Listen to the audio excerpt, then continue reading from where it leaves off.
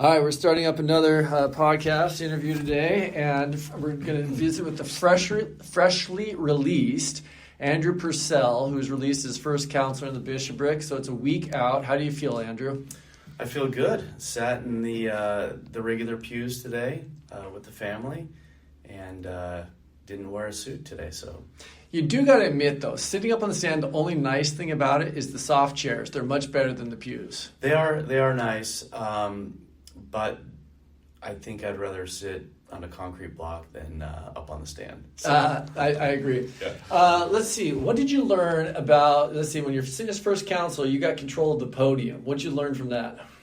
The podium, there for a while, I don't know if you noticed, we had a pretty bad squeak. Yes. And so I tried to adjust it during the songs and whatnot. But the podium's a little harder to get a good feel for than you'd think, because you don't want to go a little too low or a little too high. I have had 2 or 3 people tell me to move it up or down, but I think I did all right with it. You did a great job. I should talk less because I got a little tickled today, but it's kind of just finishing up the thought about bishopric. What did you learn from your opportunity to serve in a bishopric? I think, and hopefully you'll appreciate this, I think the biggest thing I learned is what a big job bishop is. I don't think people understand what goes into being the bishop. And even being in the bishopric, there's just so many things that the bishop has to do isn't the right word, does, above and beyond of what the bishopric does. It kind of blows me away. The sacrifice that the bishops do for the ward, they're truly amazing, and the way that Lord blesses them and their ability to bless the ward. That's probably my biggest takeaway, was just what the bishop actually does for the ward. And until you're in the middle of it and see it daily, I don't think you really understand. That's a great point. Well, thank you for all the time that you spend in service. We were making a comment that you have a long period of time not sitting with your wife down there in the pews and watching Enzo grow up down there without you sitting next to him. What's it like to be able to sit back with the family again? You know, it was great sitting with the family, and it was kind of funny. Last week, Lana was out of town with Ezra, and Enzo came to me and said, "Dad, can you sit by me during sacrament?" And I said, "Actually, I'll sit with you half the time." So it was fun to go down and sit with him and Eli. It's kind of interesting, you know, Lana obviously did a great job, and she's the mother and the nurturer, and Dad's a little bit more of the bad cop, I guess.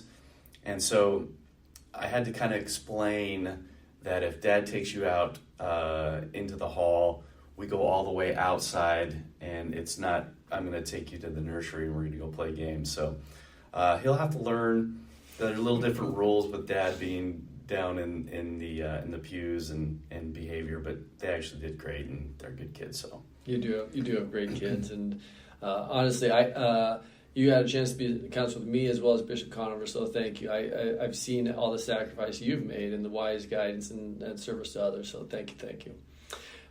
So we've had an opportunity to interview both your wife and Ezra. I don't think I got Ethan after he got back from his mission, but we've gone through most of the family, so you're kind of the tail end wrapping it up. Why don't you tell us where you grew up, a little bit about your childhood? So I was born in Salt Lake area, and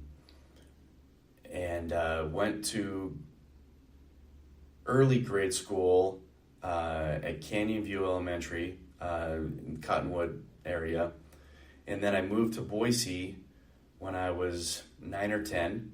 Grew up in Boise, outside of Boise actually, Eagle area. Went to Centennial High School, moved from Boise to Idaho Falls end of my junior year. So finished high school as a Bonneville B in Idaho Falls, so it kept getting smaller town. And then went to Idaho State University in Pocatello for a semester, served a mission in Mexico City East, and then came back and went to school, finished my degree in Pocatello at Idaho State. And that's where Lana and I met, and you'll have to go back and listen to Lana's podcast if you want to know how we met. So she spent some time on that one. It was pretty good. I don't know if I've ever mentioned to you, I spent 12 months around Centennial High School on my mission. Yeah. And I don't know if the years lined up. We'll have to go double check that after we're done here talking. But tell me what it was like growing up. It sounds like most of your growing up years was around the Boise Eagle area. Mm-hmm. What was that like for you? It was great. I mean, Boise's grown a ton since then. I remember I have two older sisters, two younger sisters as well. But when we moved from Salt Lake area to Boise, they didn't have a mall. And my oldest sister was just beyond herself that we were moving. There was cows in our backyard, and it felt very, very rural. And now for Idaho, Boise is, the metropolis. But it was small, and we had, a field in our backyard. I spent a lot of time catching snakes and going to the pond and fishing, and we'd ride our bikes down to the Boise River and fish down there. Did a lot of pedal biking. They have a great green belt. As you probably know, in Boise, we used to ride our bikes all the way from our house out in Eagle all the way up to Lucky Peak. I used to do that quite a bit. And Boise was a great place to grow up. I spent a lot of time skiing up at Bogus Basin, and it was fun. It was a good spot. Not sunny Southern California, but it was good. No, the springs and summers are great, though. Yeah. Did you play any sports growing up?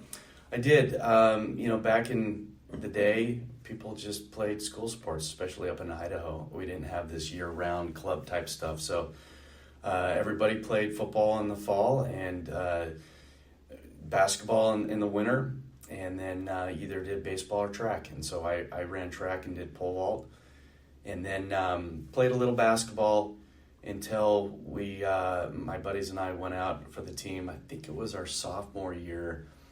And the coach said, hey, if you're planning to play basketball for me this year, you can't ski. And you have to make a choice because, he didn't want people to get injured. And so there was about 3 or 4 of us that just stood up and walked out and said, no, we're going to ski. So that was the end of my high school basketball. So skiing was more important. We did that a lot. We'd drive up there. A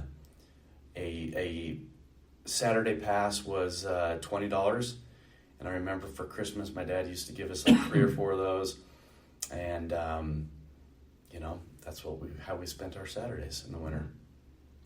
That's great. What I also know that you guys had release time seminary, probably at both high schools that you went to. Were you really dialed in with church in high school, or what was your growth in testimony during that time? Yeah, so in Boise, we had release time, but not as a freshman. The way the credits worked out with the school, they needed us to go to school our freshman year. So freshmen had early morning seminary at the Stake Center, and my mom was actually my seminary teacher my freshman year, and it was nice to have that experience to kind of be able to relate with the kids a little bit. But then the rest of my high school, it was release time, and we had our seminary building, and that was a lot of fun too. Probably missed seminary more than I should because it was right before lunch or right after lunch, and maybe took advantage of some executive lunches here and there. But it was fun to have both that experience, and my family was active in the church. My dad was in the bishopric, I think, the whole time I was in in high school, and so it was good. We participated and did a lot of scouting type stuff for the young man end of it, and went to church. It wasn't like, I wouldn't say it was quite as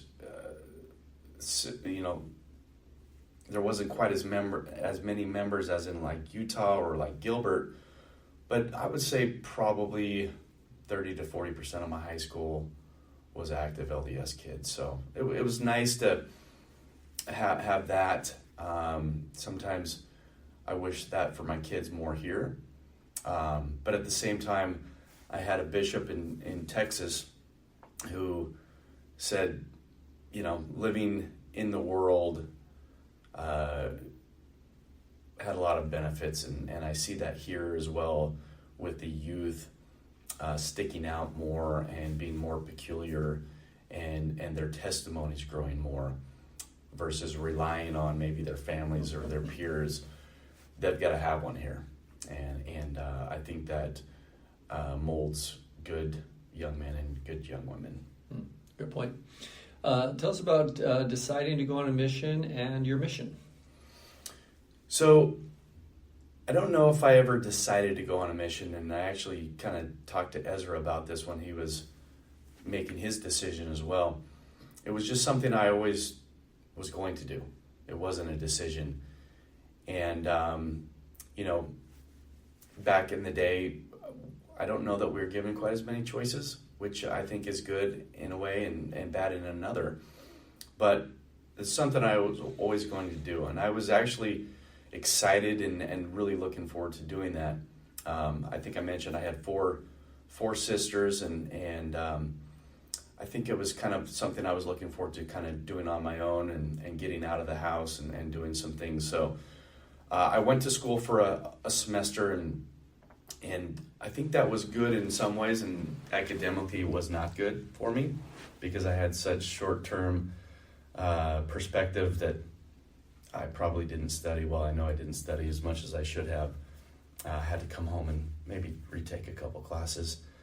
But I left on my mission in January of 95 and went to the regular Provo MTC and went to Mexico City. At that time, there was 3 missions in the city. I believe there's 5 now. And being an Idaho kid going to at the time, it was the largest or most populous city in the world. It was different. I'd never been on a subway. I'd never done any of the big city type of stuff. And so my first area was right downtown Mexico City. We used the subway every single day. And our ward was probably 2 miles square, and just apartments and it was different. But the good thing is we did have one McDonald's in my area, so I was able to get a Big Mac here and there. This is really naive of me. I didn't even know Mexico City had subways.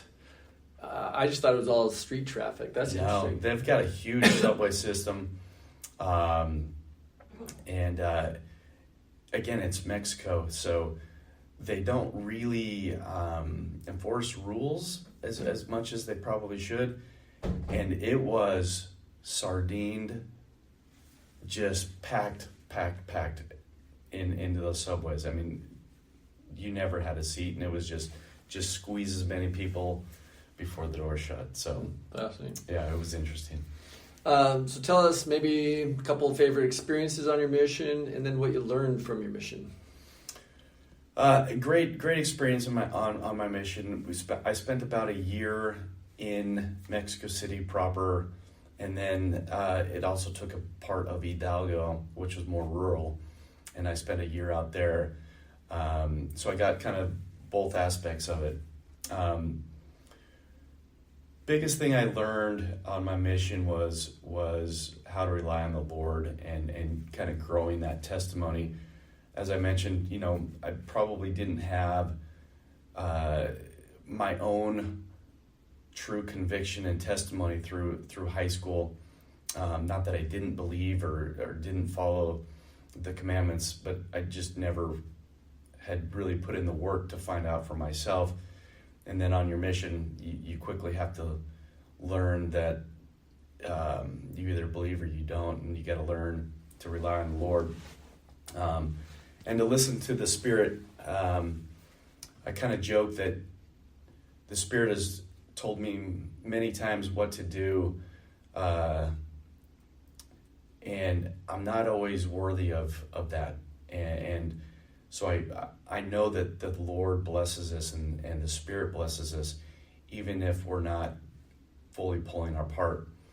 And it's probably not the best story, but probably the story I learned the most from was when I didn't listen to the Spirit. It's normally how we all learn. Yeah.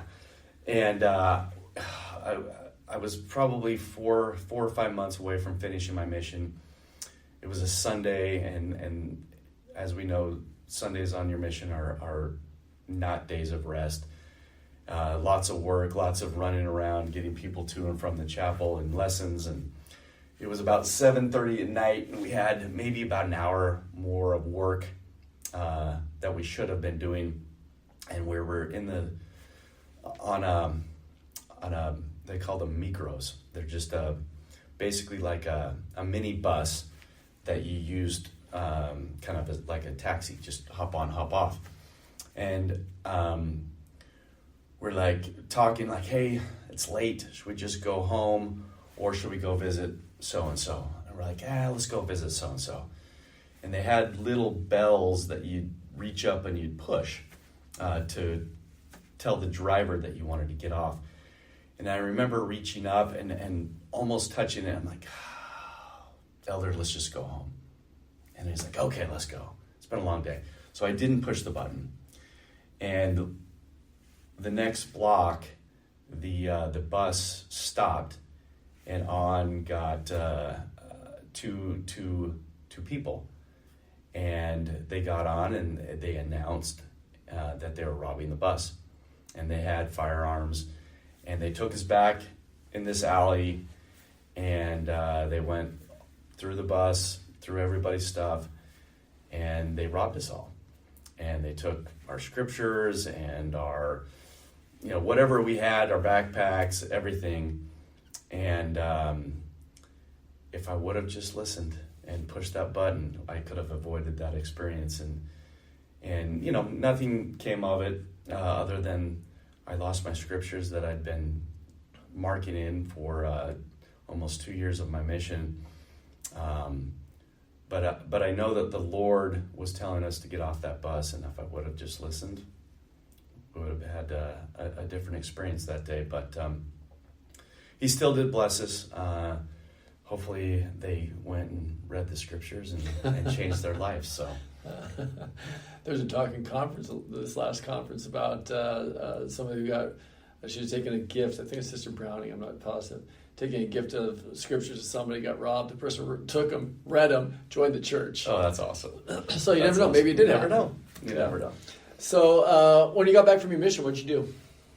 Got back, went right into school. Idaho State still? Idaho State. And the way my mission transfer, I actually missed the first 2 days of school. And so I got home like on a Thursday night, and I was in school the next morning, sitting all by myself. And I remember sitting there just like, what am I doing? And I was super awkward, and it was weird. And I was in Spanish class, and I had my mom just register me. This was before the days of, talking to your parents every week. And I said, I don't know, just throw me in Spanish 201 or something like that. And we were, again, fresh off the plane, and I'm sitting there in Spanish class, and the teacher's going around the room and asking people to introduce themselves to the class, and everybody's going through there. And again, it was 201, right? So it was very, very basic. And I didn't have an American companion, so my Spanish was very, very good. I didn't speak English at all. And she got to me and I introduced myself, perfect Mexican accent, and went on and talked for a little bit. And she just looked at me. She's like, "Can you stay after class for a second?" And so after class, she came up to me. She's like, "Did you just get home from a mission?" She's like, "Yeah, you're in the wrong class." And so anyway, she kicked me out of that class. But anyway, got home, went to Idaho State, met Lana about a year and a half later, got married about a year later, finished school there, moved to Idaho Falls, and we lived there for 10 years, had Ethan and Ezra in Idaho Falls. So What did you graduate with? Graduated in business with a marketing degree. Okay. Yeah. And after you graduated, I know a little bit about your career, but why don't you tell us the career, Idaho to Texas to San Diego? So, got out of school, had 2 job offers, one from Enterprise Rental Car. Awesome. And one from Melaleuca, which was a consumer product business, direct sales, multi-level marketing, up in Idaho Falls. And so I took that job in their marketing department, coming out with new fragrances for soaps and body washes and Christmas specials. Did that for a couple years, and while I was working there, met a supplier that did our packaging, that we needed to put the shampoos or the body washes in the empty bottles. Met them and started working with them on a new hair care project, and they offered me a job after working with them, and I told them no a few times, and anyway, ended up going to work with them, I don't know, 6 months or a year later, and that's what got me into the packaging industry, and worked for them. With them, I moved to Texas, and sold packaging there in the Dallas area. Decided it was time to go out on my own, so there in Texas, we decided to start our own business back in 2009, and Texas was a great spot. It was a good place to start a business, and I guess we were there for about 10 years before we moved to San Diego. So I still sell packaging here in San Diego now. So what's that like? Like, what type of clients do you connect with? I know you do some international, coordination for your stuff. What's a day in the life like, or what are the details of your business? So we're mainly focused on beauty, just non-commodity type items. We try to develop custom type stuff. So a lot of it is made over in Asia, in particular China. And so we have an office set up over there, and that was kind of my first priority, was getting the supply chain set up over in Asia. Been going back and forth to Asia for about 20 years with my former company and then mine, and kind of seeing the evolution of their abilities and taking advantage of the opportunities to invest in the infrastructure. And they've really done a great job. Trust me, if I could buy it here in the U.S., I definitely would, but it's just really not available. So we just sell the empty containers, and we work with direct sales companies or retail companies to help them develop the bottles or the containers that they're going to put their stuff in. For example, right now, the hot items are the eyelash and eyebrow growers. So there's some peptides that a lot of companies put in to their serums, that you put it on your eyelashes and your eyebrows and it makes them grow. So we do a lot of packaging for that type of product right now. And it ebbs and flows. 4 or 5 years ago, CBD was the huge thing. Everybody wanted to put CBD in their skincare. Not in their body, not ingesting it, but just on the surface. So, I don't know, just follow the trends. How have you seen God's hand in your work life? I see God's hand in my work life every single day, and to I don't know what the right word is, but to deny my God's presence in your work, I think would be a huge mistake. I know a lot of people want to think that, hey, I did this, or this was my hard work. But I can go back through my life and see the blessings of God in everything, in particular my work and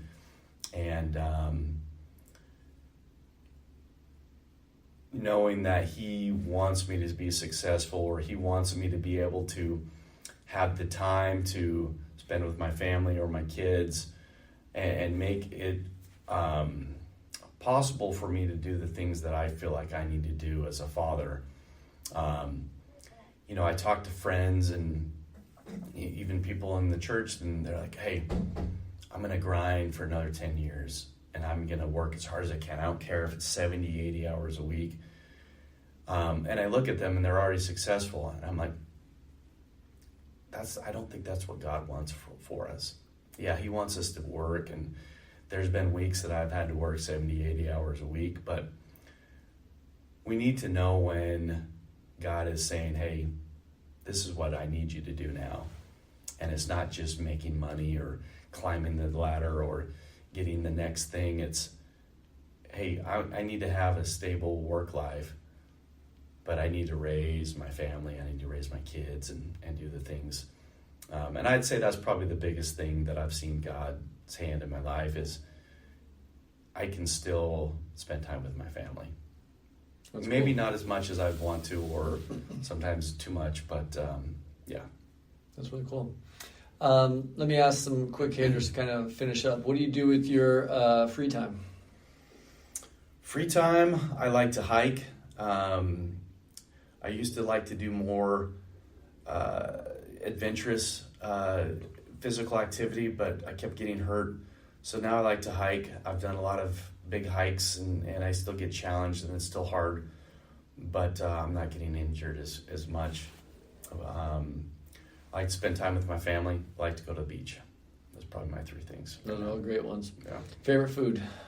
Favorite food? I'm going to sound like a 12-year-old boy. I love pizza. I love a good pizza. Do you have a favorite pizza place around here? I'd probably say Pipeline. Oh, interesting. Yeah. I don't know if I've ever been there. Yeah. I thought you might go for Buongiorno since it's right over by you. It's pretty good. I do like Buongiornos. A little thin for me. Pipeline, we'll have to check it out. Yeah. All right, favorite movie? Favorite movie, old school, Fletch. That's awesome. That's a great one. How about favorite book that's not scripture? I used to read a lot. I've stopped reading the last 15 years, which I'm kind of bummed out about. But I was a big Grisham fan. Good books. I read all of them.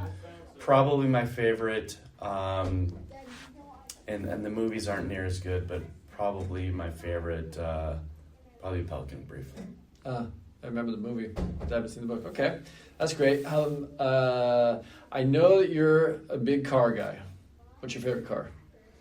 My favorite car is probably the Pontiac GTO.